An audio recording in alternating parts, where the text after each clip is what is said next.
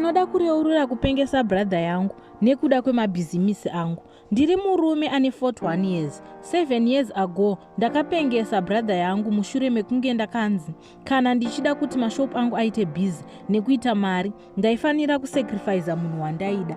Apa brother yangu was the only person closest to my heart, sezvo takazvarwa tichingori vakomana tu mufamily medu. Apa vabereki vakanga vashaya. Saka nenhau yekuti ndaiita kuti mabhizinesi angu akure, ndakabvuma kuita seizvizvi. Brother yangu by that time anga ava ne22 years. Akatanga kupenga achifamba asina kupfeka, zvekuti dzimwe nguva aiita kana 3 days ndisingazivi kuti aripi. Ndakatozopedzisira ndakugara ndakamukira mumba. Nguva yaanenge achipenga, bhizinesi rinenge richiita busy zvisingaite. Mukupengereka umu akazokwanisa kutiza, dhoo rasiiwa risina kukiwa, akanodhumwa nebhazi akafira ipapo. Ndo pakabva paparara upfumi hwangu. Ndakatambudzika makore akatsevera ndikanatsoziva kuti Mwari vakange vakundipanicha hangu.